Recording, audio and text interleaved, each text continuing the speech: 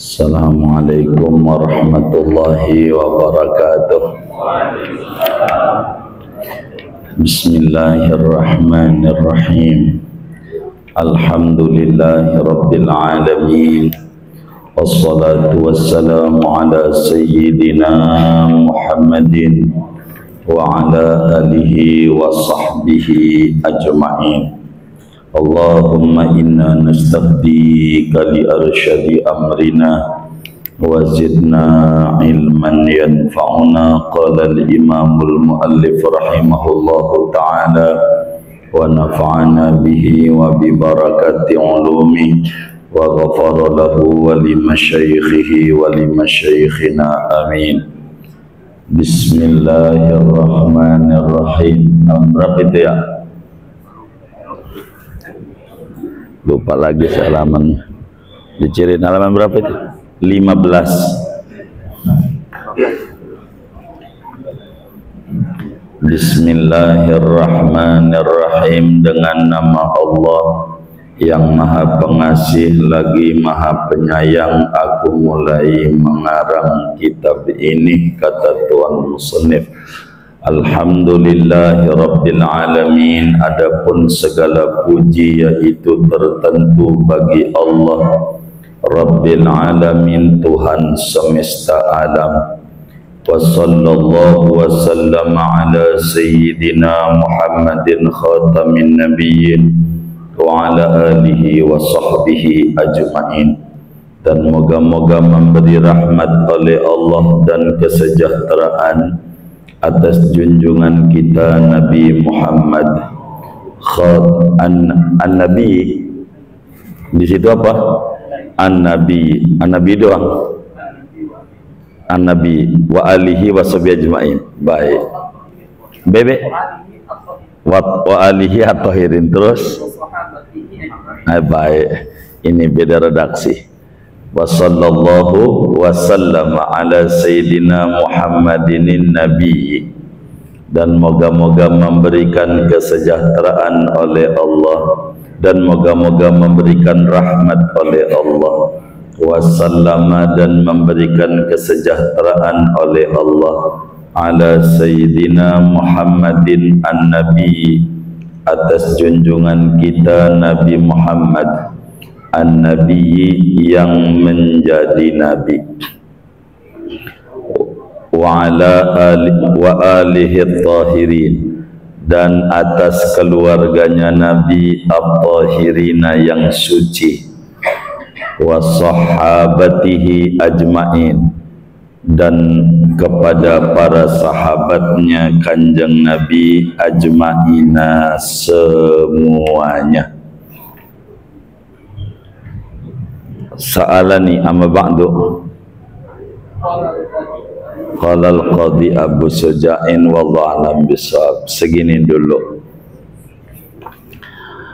Saudara-saudara sekalian yang mulia, malam hari ini kajian kita memasuki ngaji ilmu fiqih. Ilmu fiqih dengan acuan kitab Matan Takrib. Kitab apa namanya? Kitab Matan Takrib, karya ulama besar daripada Asbahan. Asbahan itu sekarang masuknya di Iran. Qadhi Ahmad bin Husain al-Asfahani, ulama besar Ahmad bin Husain al-Asfahani, ulama yang lahir tahun 433 Hijriah di Basrah di Irak. Kelahirannya di Irak. Makamnya beliau di Madinah, 10 meter daripada makamnya Nabi besar Muhammad sallallahu alaihi wasallam. Beliau jadi tukang sapu Masjid Nabawi. sesudah menjabat sebagai gubernur berhenti mainnya di masjid, nyapu masjid. Ada yang ngenalin kalau beliau ini kiai gede, jangan panggil yai, marbot aja. Begitu tawaduknya beliau, begitu. Kalau kita mau marbot nggak dipanggil ustad, marah lagi. Ya Allah. Beliau meninggal tahun 593 Hijriah, hampir 1000 tahun kitab ini di zaman ini, hampir 1000.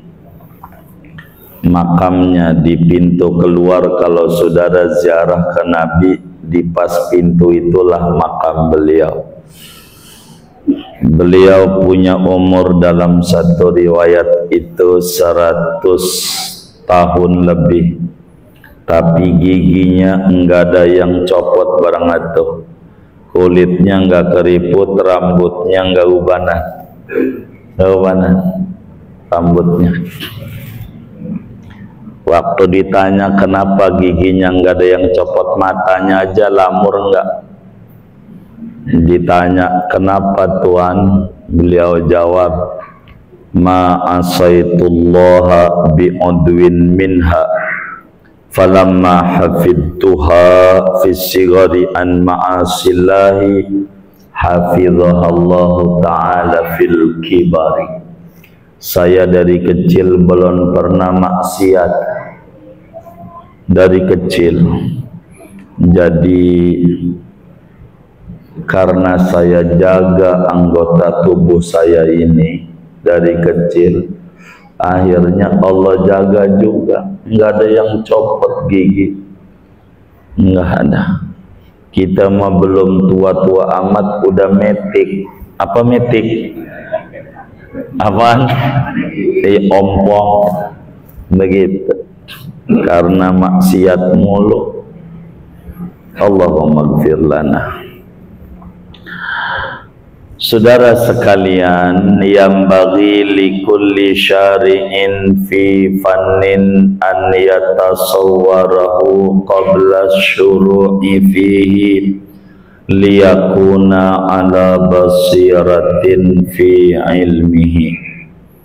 Seyogianya bagi tiap-tiap orang yang memasuki satu disiplin ilmu, menggambarkan terlebih dahulu, diurai dulu tentang disiplin ilmu yang dipelajarinya, agar supaya dia lebih waspada, lebih mendalam, lebih menyerap, dirasa lebih bermakna di dalam kajian yang dia pelajari, agar supaya kita mengerti disiplin ilmu yang kita pelajari. Kita kudu tahu dulu tentang mabadi'ul asyarah, program dasar setiap ilmu. Ada 10. Oleh karena kita ini malam hari ini mengkaji ilmu fikih, maka kita kudu tahu dulu gambaran umum ilmu fikih.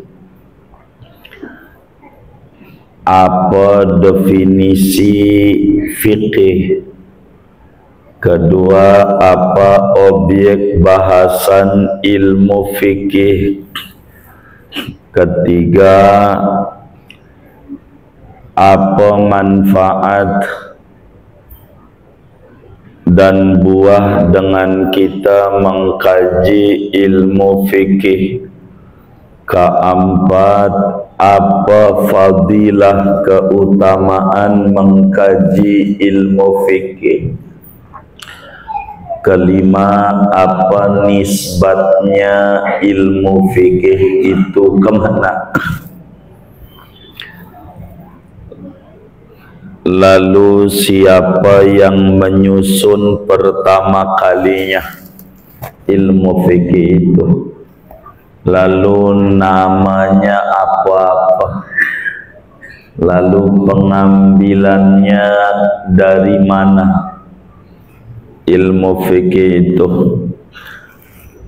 lalu hukum mempelajarinya apa dalam agama, ke-10 materi-materinya apa-apa. Inilah gambaran tentang ilmu fikih, saudara. Perlu diketahui bahwa definisi fikih ada 2. Yang pertama menurut bahasa, yang kedua menurut terminologi agama.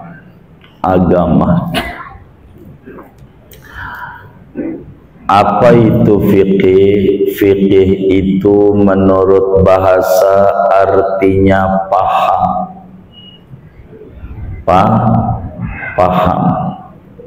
Jadi ilmu fikih berarti ilmu yang didapat daripada pemahaman tentang Quran dan hadis. Begitu peresannya fikih. Seperti dalam hadis Nabi, man yuridillahu bihi khairan yufaqihu fiddin. Siapa orang yang Allah kehendaki kebaikan yang banyak, yufaqihu fiddin, maka Allah memberi fikih padanya tentang agama. Memberi fikih itu memberi pemahaman tentang agama. Dalam hadis yang lain Nabi sampaikan saat mendoakan Ibnu Abbas masih kecil, kata Nabi, Allahumma faqihu fiddin, ya Allah berikan fikih pada anak ini tentang agama. Maksudnya berikan paham anak ini tentang agama. Fikih artinya pemahaman menurut bahasa.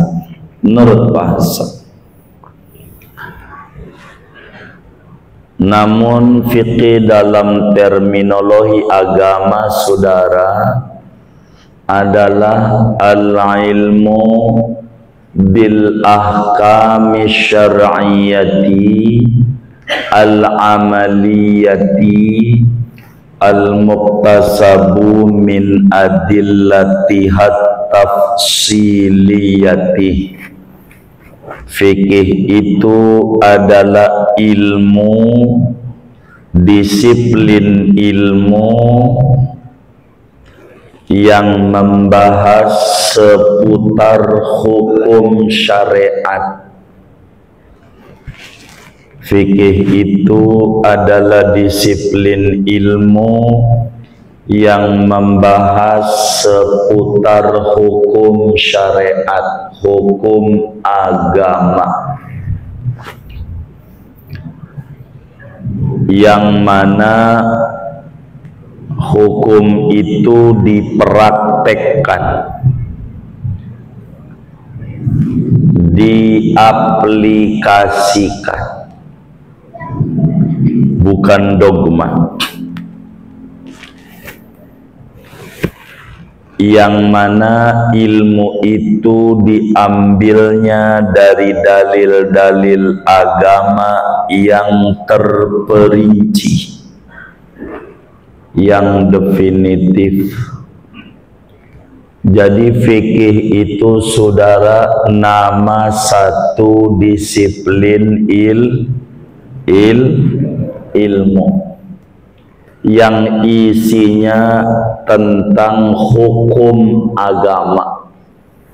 Bahasa kitanya fakultas hukum. Ini hukum aja, hukum syariat. yang mana hukum itu jumlahnya ada 5. Hukum syarak taklifi ada 5. Jadi kalau ditanya hukum, jawabannya jangan keluar dari 5 hukum. Wajib, haram, sunnah, makruh, mubah. Ini hukum, dan ini bakal dibahas dalam kitab kita. Dari seluruh ilmu hukum, mau hukum ibadah, mau ekonomi Islam, mau perdata Islam, mau hukum waris Islam, hukum perkawinan dalam Islam, hukum pidana Islam, hukum tata negara Islam. Ini lengkap kitab ini, biar kata kecil. Lengkap, semuanya ada. Ini ngaji biar paham apa biar khatam? Hah? Iya, fikih itu biar paham. Kalau biar khatam saya baca ujungnya nih. Subhana rabbika rabbil izzati amma yasifun. Begitu. Khatam. Gimana Mas Sahril? Pelan aja ya. Yang penting ngerti ya. Gitu ya. Disiplin ilmu yang seputar hukum. Hukum ada berapa? 5. Hukum ada 5. Apa-apa? Wajib, haram, sunnah, makruh, mubah. 5 doang hukum. Kalau ada orang jawaban keluar dari 5, ini namanya tidak ngaji takrib. Saudara, muludan tuh hukumnya apa? Muludan. Ini udah ngadain muludan belum ini? Hah? Udah. Udah tuh kudu tahu hukumnya. Hukumnya apa itu?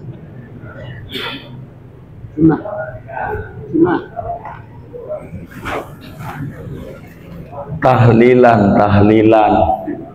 Hukumnya apa tahlilan tuh? Nojuari.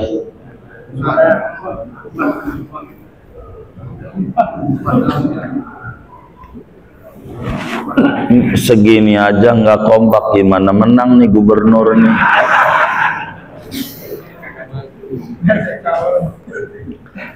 Hukum itu ada 5 doang hukum. Jangan ditambahin bid'ah, bukan hukum. Bid'ah mah bukan hukum. Bid'ah mah sebutan. Bid'ah itu nama sebutan bagi perkara yang di zaman Nabi tidak ada. Perkara di zaman Nabi yang tidak ada itu sebutannya bid'ah. Begitu kata Imam Izzuddin Ibnu Abdissalam dalam kitabnya Qawaidul Ahkam fi Masalil Anam pada halaman terakhirnya. Jadi bid'ah itu hukum apa sebutan? Sebutan bagi perkara yang tidak ada di zaman Nabi. Ini perkara ini yang nggak ada di zaman Nabi, sebutannya bid'ah. Hukumnya apa? Hukumnya akan mengikuti hukum agama yang 5. Bila perkara baru itu masuk pada kaedah wajib, namanya bid'ah. Namanya bid'ah. Ini bagaimana ya? Jadi yang namanya hukum ada berapa? 7 apa 8? Oh 5. Begitu. Ada berapa? 5. Apa-apa? Wajib, haram, sunnah, makruh, mubah. Kalau bid'ah apa? Sebutan. Sebutan apa? Perkara yang tidak ada di zaman Nabi. Perkara yang nggak ada di zaman Nabi ini ada hukumnya. Ada hukumnya. Hukumnya apa? Mengikuti hukum agama yang ada lima. Bila perkara itu masuk pada rumusan wajib, namanya bid'ah. Namanya bid'ah. Hah? Namanya Di bagaimana ya? Nambah-nambah. Ada 6 hukum. Hukum ada berapa? Tuh 5. Yang nggak ada di zaman Nabi sebutannya apa? Bid'ah. Perhatiin. Barang yang nggak ada di zaman Nabi itu ada hukumnya. Ada hukumnya. Hukumnya apa? Mengikuti masuk pada kaidah mana dari hukum yang ada. Bila masuk pada kaidah wajib, namanya bid'ah wajib. Kalau masuk pada yang haram, bid'ah haram. Bid'ah sebutannya, hukumnya haram. Kalau masuk kaidah sunnah, namanya bid'ah sunnah. Bid'ah sebutannya, hukumnya sunnah. Kalau masuk pada kaidah makruh, namanya bid'ah makruh. Bid'ah sebutannya, hukumnya makruh. Kalau masuk pada kaidah mubah, namanya bid'ah. Bid'ah sebutannya, hukumnya. Jadi hukum ada berapa? 7 apa 8? 5. Baik. Jangan ini hukumnya bid'ah. Ini belum ngaji takut. Bid'ah mau bukan hukum tapi sebutan. Nama. Begitu. Tar ngobrolnya. Berhentiin dulu. Sabar. Boleh ditanya nanti. Boleh ditanya. Jadi bid'ah apa? Sebutan bagi perkara yang tidak ada di zaman Nabi. Contoh, di zaman Nabi Quran itu tidak ada titiknya, enggak ada barisnya. Titik titik 1 enggak ada, titik 2 di atas enggak ada, baris apalagi enggak ada. Ampe Nabi meninggal dunia, Qur'annya enggak ada titik, enggak ada baris, harokat syakal, baris begitu. Sampai Sayyidina Abu Bakar jadi khalifah kurang lebih 3 tahun orang ada. Sampai Sayyidina Umar jadi khalifah 10 tahun 6 bulan nggak ada. Sampai Sayyidina Utsman jadi khalifah pun kagak ada. Sayyidina Ali jadi khalifah kagak ada. Baru muncul titik dulu di zaman tabi'in, Yahya bin Ya'mur. Nggak ada di zaman Nabi. Timbul pertanyaan, saya mau singkat dulu. Tuh barisan Quran tuh ada nggak di zaman Nabi? Enggak ada. Maka barisan Quran tuh bid'ah enggak? Yang benar nih, bid'ah enggak? Kenapa? Enggak ada di zaman Nabi. Begitu. Enggak ada di zaman Nabi. Mau nggak Qurannya dibalikin biar enggak bid'ah kayak zaman Nabi, enggak ada barisannya? Mau nggak? Mau nggak? Mau nggak? Kenapa nggak mau? Ya Allah, boro Arab gundul, Arab gondrong kagak bisa baca, bener nggak? Masih susah. Ya begitu. Gimana Arab gondol begitu. Tuh zaman Nabi nggak ada. Pertama kali muncul titik dulu. lama di zaman Hajjaj bin Yusuf baru ada baris, baru apalagi iklan hijau, ibhar kuning, ini lebih baru lagi nih, lebih baru lagi biar tahu adanya di Indonesia doang tuh adanya, baru tuh baru gitu. Nah, begitu. Ini bagaimana nih maksudnya bid'ah wajib nolongin orang biar bisa baca Quran. Kalau kagak bisa baca Quran kita kagak ada titiknya, baitun apa yayayun apa tatatun, ya nggak ada titiknya.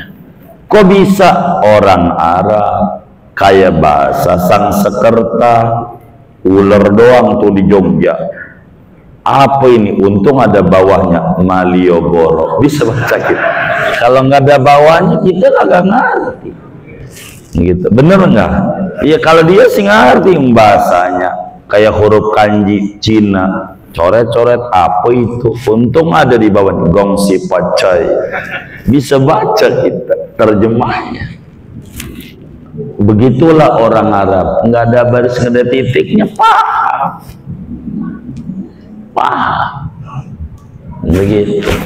Makanya orang kiroat ada takmalun, ada yakmalun, begitu gitu, ada yakdaun, ada yukhodiun, ya karena nggak ada baris, kiroatnya nanti banyak. Ada 14 kiroat cara baca Quran, yang boleh dipakai 10, yang masyhur 7 kiroat sab'ah, tapi 10 resminya. Ngaji kiroat, kitab yang terkecil Tahdirut Taisir, kiroat 14, Abi Amr Ad-Dani, Ibnu Katsir, macam-macam dah. Nafi'. Kalau hafaz bukan kiroat, riwayat.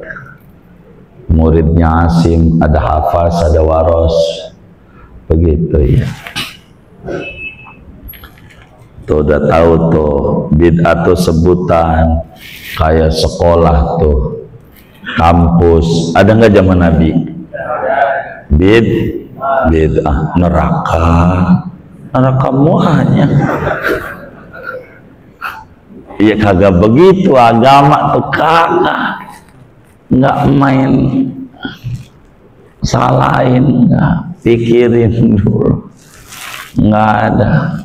Nabi hajinya jalan kaki, kita kudu jalan kaki, copot, nggak begitu. Begitu kapal adib ini zaman Nabi nggak ada begitu, handphone nggak ada, speaker kagak ada, speaker maka ada orang aspek anti speaker, karena speaker kagak ada zaman Nabi, tapi handphone punya. Bener gak? Nah ini kagak bener ini. Oh gitu. Ya entar nih kita ke depan. Jadi yang namanya fikih itu ilmu yang membahas seputar hukum Islam. Hukum itu ada dua.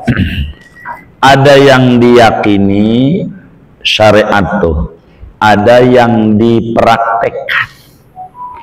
Yang diyakini namanya tauhid. Berarti tauhid itu ilmu yang membahas hukum syariat yang diyakini, keyakinan. Ini mau kudu dipraktekin. Kalau sholat kudu ada ruku sujud, dia kudu ada ruku sujud. Peraturannya itu namanya hukum syariat, yang diambilnya dari dalil-dalil terperinci. Bila dalilnya global namanya usul fikih, kalau terperinci sudah fikih, sudah jadi begitu. Kedua, apa objek bahasannya?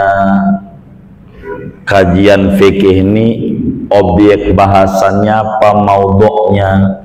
Maudhu'nya adalah fi'lul mukallaf. yang objek bahasannya perbuatan dan tindakan orang yang umurnya 15 tahun ke atas, akalnya sehat. Perbuatan ini nih yang bakal dikenakan hukum. Orang yang umurnya 15 tahun ke atas, akalnya sehat, bakal dikenain hukum. Begitu. Mau nulis apa aja bakal ada undang-undangnya. Begitu. Tidak boleh fura-fura, fara-fara, fuhu-fafa, fura-fura, fara-fara. Begitu. Nah, nanti ada hukumnya. Semuanya ada hukumnya. Nggak bisa. Termasuk hukum nyoblos nih bagaimana? Begitu. Begitu, milih mana, ini ada aturannya. Islam mengatur seluruhnya, dari mulai bangun tidur sampai tidur kembali. Kalau umurnya 15 tahun ke atas, akalnya sehat, tidak lepas dari hukum yang lima. Begitu, hukum yang lima. Hukum yang lima. Begitu, yang lima. Quran kalam Allah, kalam Allah, Quran. Begitu. Rawi kitab sejarah Nabi, rawi sejarah Nabi, Azab, Simtud Durar, Daibai, Barzanji, dia ulame, apa ya, ada 500 lebih kitab rawi. Nah, Quran sama kitab rawi tinggian mana? Tinggian mana? Quran. Tinggian Quran. Yang benar nih. Emang apa? Oh, firman Allah. Ada orang lagi baca rawi ngerokok, matiin, baca Quran kagak. Tinggian mana? Begini. Tinggian rawi, Quran. Banyak Quran. Bila baca rawi aja suruh matiin, baca Quran matiin. Tuh sambil ngerokok, toyib. Sampai 3 tahun kagak pulang tuh toyib. Begitu. Ini nanti kena hukum semuanya, nggak bakal lepas dari hukum. Tapi umurnya 15 tahun ke atas. Ini udah 15 tahun belum kena hukum. Begitu. Kalau negara kita 17 baru boleh bikin KTP, bener nggak? Jadi beda dewasanya. Begitu. Termasuk orang yang nyengir mulu, itu namanya bebas roaming, nggak kena hukum yang nyengir mulu tuh. Benar nggak? Begitu, nggak ada hukumnya. 3. Apa manfaatnya ngaji fikih? Manfaatnya ngaji fikih itu adalah imtithalu awamirillahi wajtinabu nawahihi. Manfaatnya ngaji fikih itu kita bisa menjunjung tinggi perintah Allah dan menjauhi larangannya. Inilah tujuan ngaji fikih, biar kita menjadi orang yang bertakwa, biar kita bisa menjunjung tinggi perintah Allah dan bisa menjauhi larangan Allah.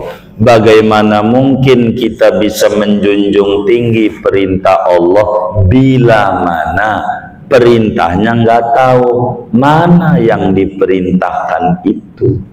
Inilah bakal diomongin. Bagaimana mungkin kita bisa menghindari larangan Allah bila kita nggak tahu mana larangannya? Maka ilmu fikih itu ilmu membahas perintah dan larangan. Itu begitu. Sehingga manusia berujung dapat kebahagiaan dunia dan akhirat. Yang ngaji fikih bakalan masuk surga.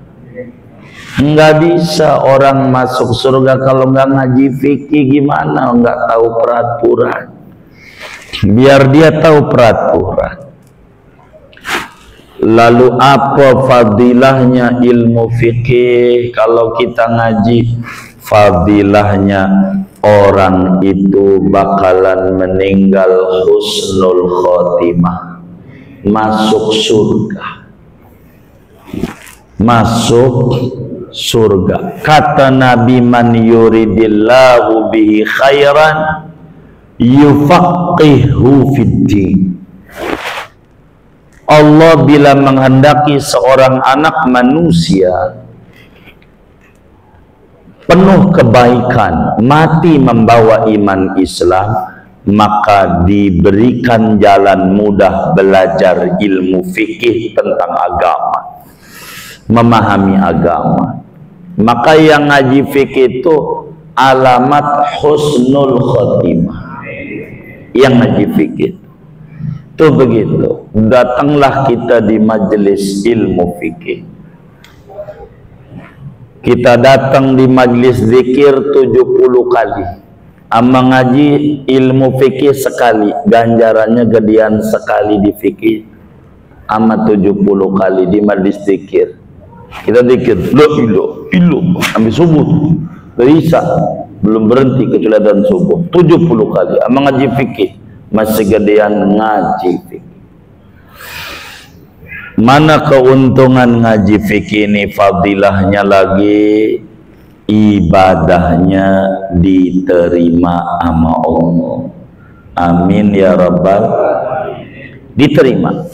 Alamatu qabulil ibadah, indikator ibadahnya diterima. Kenapa? Orang yang ngaji fikih itu kekurangannya dimaklumi oleh Allah. Dimaklumi. Kayak bocah belajar sepeda, jatuh lagi, kira-kira ditertawakan apa dimaklumi? Hah? Kenapa dimaklumin? Masih belajar. Begitu juga kita sholat ada yang kurang. Kata malaikat, ya Rob, nih sholatnya meleng, kasih ganjaran apa kagak? Begitu. Kata Allah, kasih aja. Meleng. Udah belum? Hah? Oh belum. Kata malaikat, meleng sholatnya. Kata Allah, maklumin aja. Masih ngaji fikih dia, masih ngaji tuh, masih belajar, tapi ngajinya nyender. Kata malaikat, biar nyender ngaji gitu. Ngajinya ngantuk, biar ngantuk masih ngaji. Maklumin aja masih. Maka kenapa Nabi nyuruh kita utlubul ilma minal mahdi ilal lahdi, ngaji dari kecil sampai tua. Begitu. Bahasa hadis sih sampai kuburan. Kalau di kuburan nggak usah ngaji, ente di ngajiin aja. Begitu. Begitu. Lalu apa nisbatnya ilmu fikih ini? Kategorinya ilmu fikih ini kategorinya ilmu agama.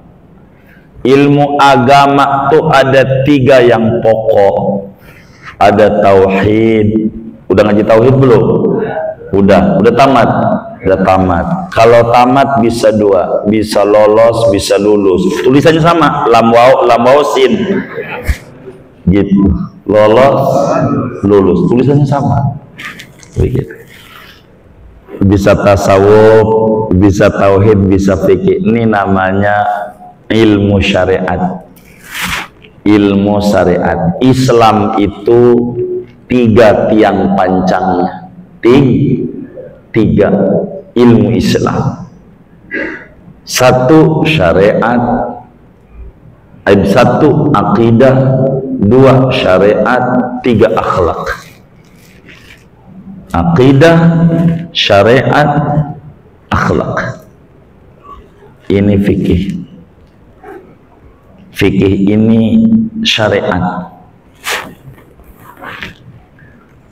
Siapa yang menyusun pertama kali ilmu fikih ini?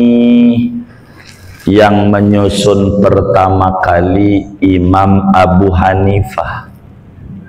Penemu itu yang membukukan, yang mengkodifikasikan, susunannya begini, bab bersuci dulu, bab sholat, bab ini, begitu metodenya ini. Iya, Imam Abu Hanifah. Kata Imam Syafi'i, an-nasu iyalun li Abi Hanifata fil fiqhi.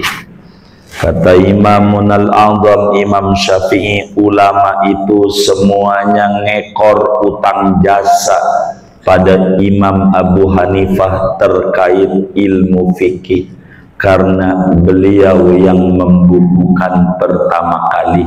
Dari tadinya ada di pikiran, dibukuin. Itu begitu. Lalu apa namanya ilmu yang kita pelajari ini? Banyak. Namanya macam-macam. Pertama, ilmu fikih. Kedua, namanya ilmu syariat. Ilmu syariat. Ketiga, ilmu halal haram. Karena di sini bakal dibedah halal apa haram. Begitu.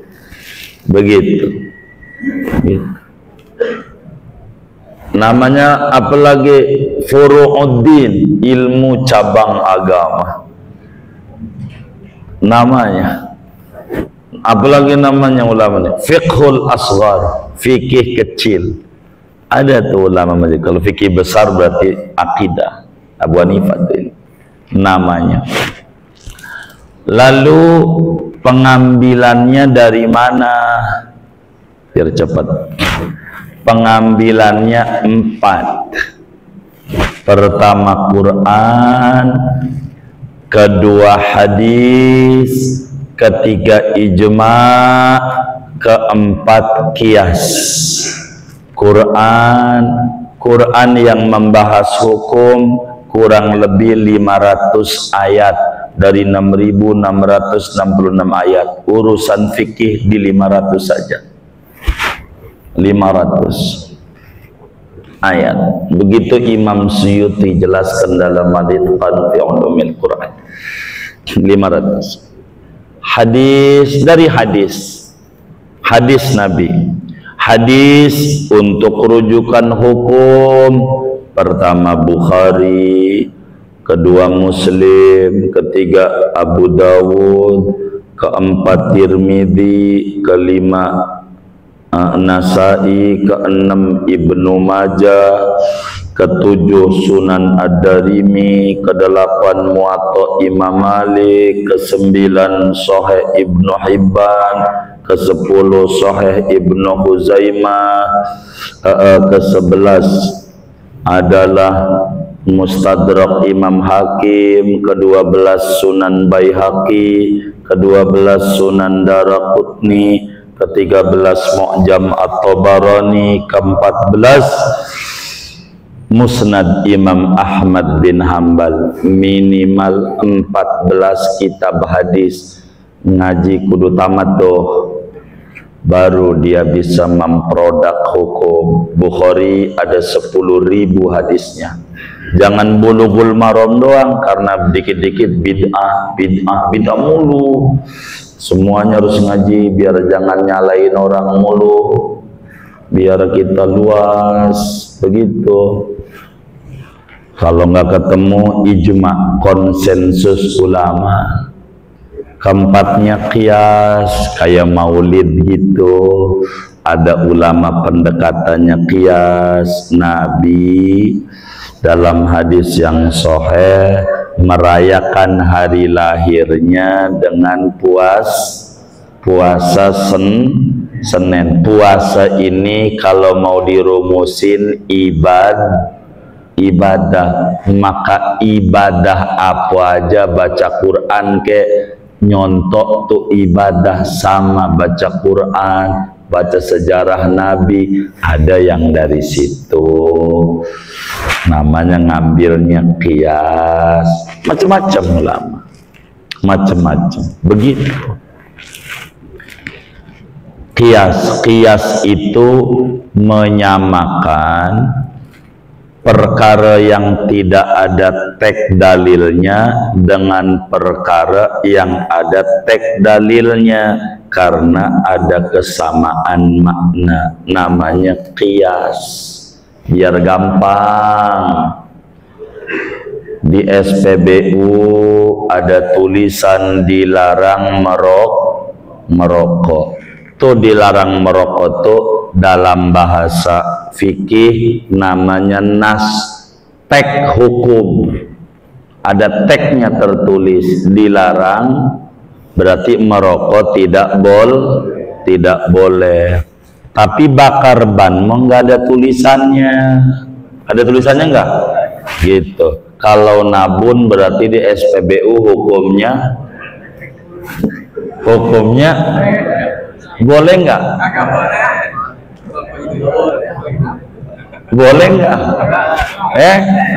Boleh nggak? Nggak ada tulisannya. Boleh nggak? Kenapa nggak boleh?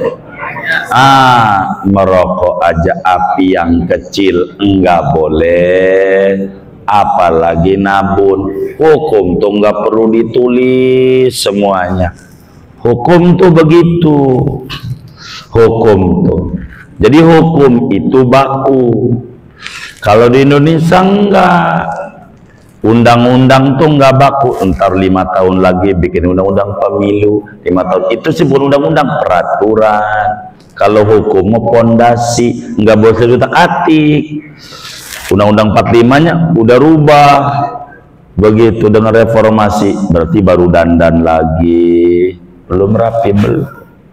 Begitu. Hukum Islam udah rapi dari tahun lalu. Itu begitu. Qiyas namanya. Kata Quran, wala taqul lahuma ama orang tua jangan ngomong dosa. Napas gede disuruh tong pasar kembang, ada aja di hatinya dosa duraka, tapi nonjok mau nggak ada. Berarti hukum nonjok boleh nggak? Kenapa? Lagi aja nggak boleh, apalagi tuh namanya nanti bakal dibedah. Hukum itu ada payungnya, ke atasnya ada, jadi nggak bakalan lepas segala sesuatu tuh dari hukum. Begitu. Muslim kurang mau pada bagian ini. Kata Quran, afala yanzuruna ilal ibili kaifa khuliqat. Coba dong manusia tuh mikir, unta bagaimana dicipta oleh Allah. Muslim ogah mikirin Quran tuh, demennya ribut, kunut ama enggak kunut, mulut ama kagak mulut. Muslim tuh adzan Jumat 2 kali sama sekali, tahlilan apa kagak mikirin. Orang disuruh mikirin unta gitu. Unta itu apa? Binatang hebat, sekali minum 3 hari enggak minum, kuat. Itu unta. Di bawah unta kuda itu kuat. Begitu, sekali minum dibikin terminal minum, namanya pos pengomben. Namanya apa? Ngombe tuh pos peminuman sado kuda, bener nggak? Tuh begitu. Ini unta tuh sekali minum 3 hari enggak minum. Pikirin, muslim kagak mau mikirin, demennya ribut, yang mikirin Jepang bikin kijang. Begitu, kasih minum di SPBU full 3 hari enggak minum. Dia yang mikir, yang ribut kita. Ini namanya alat transportasi padang pasir. Pikirin. Begitu, Korea bikin kuda. Begitu, bener nggak? Begitu, macam-macam. Itu begitu. Suruh mikir, muslim nggak mau mikirin, maunya ribut aja. Sekarang ributin nasab, putus apa kagak. Ini repot. Bang Haji Wahab udah diri, belum kelar saya. Udah belum nih? Udah, ya udah. Ya masih panjang nih. Baru berapa tuh? 8 kurang 2 nanti aja. Yang 2 nanti ingetin saya. Bismillah belum kita bahas. Pelan-pelan. Kan nyanyinya pelan-pelan, bener nggak? Segini aja ngaji kita. Baik. Besok lanjutin 2 lagi.